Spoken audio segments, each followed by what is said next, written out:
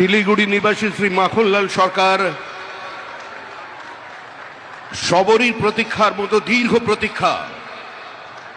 Bharat Keshari doctor Shyamaprasad Mukherjee, যিনি ভারতের সংবিধান এবং ভারতবর্ষের অখণ্ডতার জন্য এই বাংলায় জন্মগ্রহণ করে নিজের প্রাণ দিয়েছিলেন, যাকে কাশ্মীরের জেলে রহস্যজনকভাবে কার্যত খুন করা হয়েছিল, এবং তার সেই যাত্রার যিনি সহযোগী ছিলেন, সেই মাখনলাল সরকার ৯৭ বছর বয়স হয়েছে তার, তিনিও আজকের দিনে আমাদের এখানে এসে উপস্থিত হয়েছেন।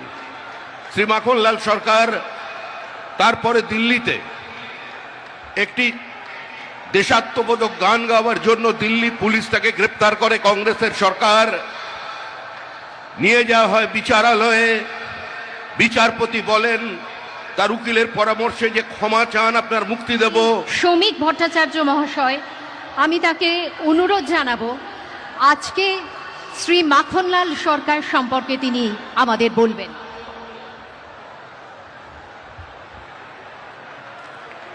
শিলিগুড়ি নিবাসী শ্রী মাখনলাল সরকার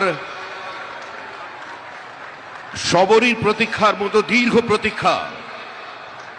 ভারত কেশরী ডক্টর শ্যামাপ্রসাদ মুখার্জি, যিনি ভারতের সংবিধান এবং ভারতবর্ষের অখণ্ডতার জন্য এই বাংলায় জন্মগ্রহণ করে নিজের প্রাণ দিয়েছিলেন, যাকে কাশ্মীরের জেলে রহস্যজনকভাবে কার্যত খুন করা হয়েছিল, এবং তার সেই যাত্রার যিনি সহযোগী ছিলেন, সেই মাখনলাল সরকার ৯৭ বছর বয়স হয়েছে তার, তিনিও আজকের দিনে আমাদের এখানে এসে উপস্থিত হয়েছেন।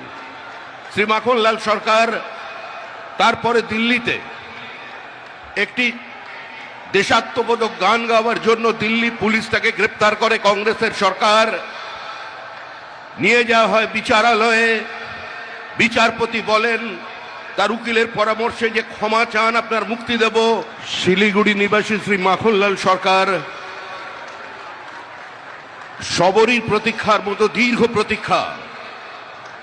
ভারত কেশরী ডক্টর শ্যামাপ্রসাদ মুখার্জি, যিনি ভারতের সংবিধান এবং ভারতবর্ষের অখণ্ডতার জন্য এই বাংলায় জন্মগ্রহণ করে নিজের প্রাণ দিয়েছিলেন, যাকে কাশ্মীরের জেলে রহস্যজনকভাবে কার্যত খুন করা হয়েছিল, এবং তার সেই যাত্রার যিনি সহযোগী ছিলেন, সেই মাখনলাল সরকার ৯৭ বছর বয়স হয়েছে তার, তিনিও আজকের দিনে আমাদের এখানে এসে উপস্থিত হয়েছেন। শ্রী মাখনলাল সরকার তারপরে দিল্লিতে একটি দেশাত্মবোধক গান গাওয়ার জন্য দিল্লি পুলিশ তাকে গ্রেপ্তার করে। কংগ্রেসের সরকার নিয়ে যাওয়া হয় বিচারালয়ে। বিচারপতি বলেন তার উকিলের পরামর্শে যে ক্ষমা চান, আপনার মুক্তি দেব।